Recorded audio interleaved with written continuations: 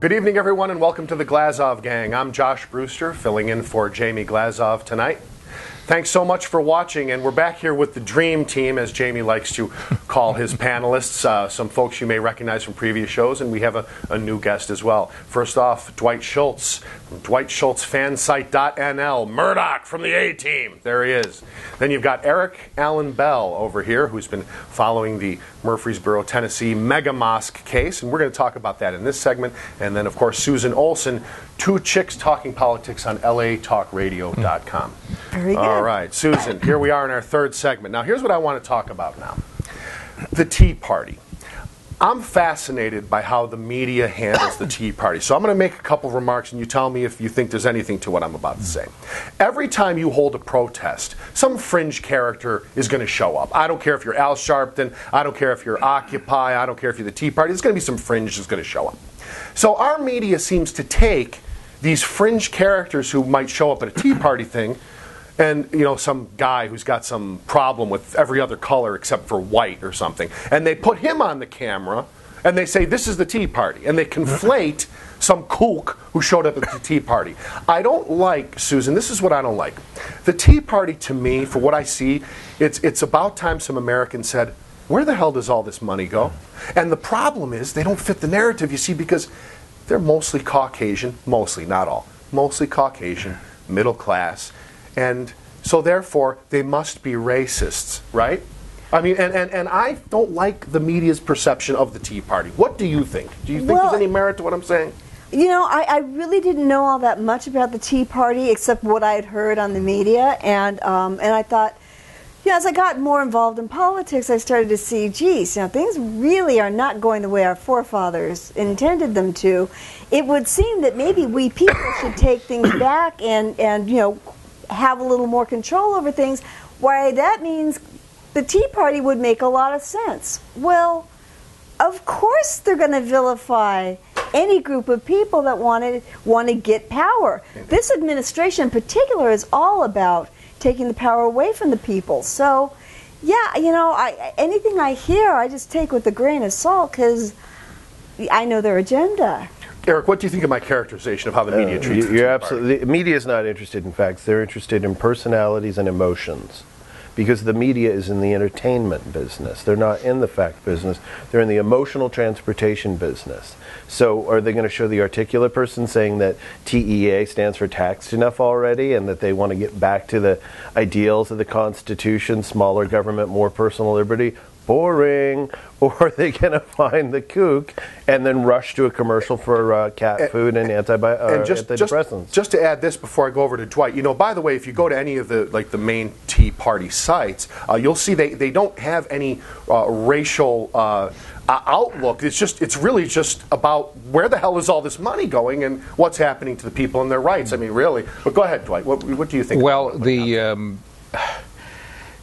basically, in the 90s, when Hillary Clinton began to refer to the Democratic Party as Progressive Party, there was a hearkening back to Henry Wallace in '48. It was a party supported by the Communist Party. And today, after the 2010 election in particular, they have removed all the Democrats. There are no more liberal Democrats in the Democratic Party. They are all progressives. And you'll note that the evidence for this is if there was ever a disaster like there was in 2010 for the Democrats, you would have fired the leadership. They didn't do that here because they were actually happy to clear the liberals out, and they renominated Nancy Pelosi, who is a progressive, who was one of the prime movers behind Barack Obama. And the media is they must maintain their support for Barack Obama and the progressives under the guise of the old Democratic Party. And so that's why they attack anyone who attacks this new instrument. These are all of the radicals children from the 60s. First they went into universities, now the students come out, the students take over the media, so you have the universities and you have the media all on the extreme left, and they're going to attack anybody who sees the emperor doesn't have any clothes. Very good. On frontpagemag.com right now, look for Matthew Vadam's article, A Super PAC's War on the Tea Party Party 10. They're talking about various politicians running for office who are who are in the targets of Credo Super PAC and some other super PACs. I would recommend you read this. One of the people who's really driving them up the wall now, because boy, this really spoils the Tea Party narrative according to our media. Alan West. A black conservative. There's a black conservative is with the Tea Party. Oh my goodness, what's going to happen? How are we going to paint him? I mean, they're not going to be very friendly. I mean, my goodness, it's Alan West. I mean, the black conservative. This is no good, right, Dwight? They're going to destroy him. Oh, and that's what they're doing. If you see the commercials, they don't like Larry Elder. They don't like Thomas Sowell. They don't like Alan West. They don't. I mean, Stanley Crouch, Shelby Steele. It just goes on and on. They laugh at all the black conservatives. I think it's very sad. I hope Alan West becomes the number one Tea Partier in the country. Now, go ahead. No, I was going to say he was attacked for saying that, for instance, that the Black Caucus is mostly communists. But they all spend most of their time in bathing in the light of Fidel Castro. They love him. And so who are they? If they prefer totalitarians, what do you call them? I agree. And they think they're being cute with the Che Guevara shirts. Please. Isn't that posh and cool? Yeah, because he was such a nice guy to family. Erica, I wanted to talk to you for just a minute about the Murfreesboro Mega Mosque in Tennessee. And if you could just give us a little bit of info about what you're finding with regard to organizations behind this, because again, I don't have a problem with people building a house of worship, but when I hear that there might be Muslim Brotherhood connections, I'd like to know whether there's evidence coming out about that, Eric. Yeah, I'll be releasing a report with absolute evidence. It's an absolute fact. All the speculation will be out of the report, and I'll just deal with facts, provable facts, hyperlinks to actual documents. A few days ago, Bob Smetana, the Tennessean newspaper, called me to ask me, to kind of chime in as they typically do on this. And I told him a lot of what I have, and he came out with the article. And all he said is, one of the strategies to take down the mosque is Eric Allen Bell is blogging against them. And I wrote to him and I said, again, I wanted to bring your attention to the Holy Land Foundation and a few other things. I said, why are you purposefully leaving out certain facts but going after other people? I said, aren't you kind of inserting your own opinion about the world the way you wish it was, as opposed to reporting on the world the way it actually is? So I'm waiting to hear back from him. Well, I'm going to tell you something. You're very honest with yourself, Eric. The way you went down to film one movie, you come out with another movie. Susan, you have to admire that Eric is a guy who's willing to stop in his tracks and say, wait a second, maybe my assumptions are wrong. Oh, that's why I contacted him on Facebook. I couldn't believe, wow, we got somebody who is on the left who saw the light, and the poor guy, nobody will play with him now. Everybody on his webpage, they come up and they go, well, he's in it for the money. Oh, yeah. He's Eric's really in it for the money. From rolling this guy lost everything. All he has is his integrity. Well, I'll tell you what. Listen, I'm so glad you're here tonight, and Dwight is here tonight, and folks who have worked in the entertainment industry, because let's be honest, there's few people in the world, other than maybe the art world, who are more hysterical than people in the entertainment industry. I mean, they have a knee-jerk reaction to a lot of stuff that we're discussing. Emotional. And it makes me crazy because, I hate to go there, but I think about these people jumping from 100 stories up. That's what I think about.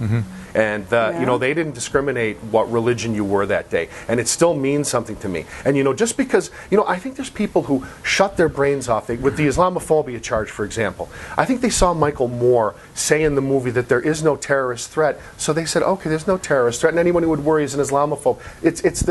Evan talked about the closing of the American mind. It's the closing of the American mind. It's really, I think, Western civilization is behaving like a battered housewife.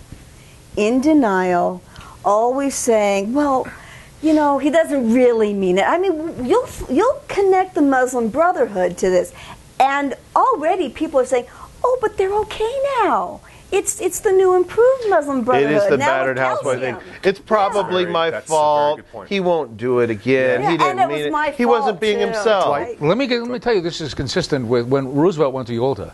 Afterwards, he said, in reference to Stalin, he said, I'm giving Stalin what he wants, noblesse oblige. When he sees that I'm going to give him that, he'll treat us properly. Right. That is the same mistake that is being made today. Dwight, I'll update it for you. If Israel just gives up some territory, everything will be great.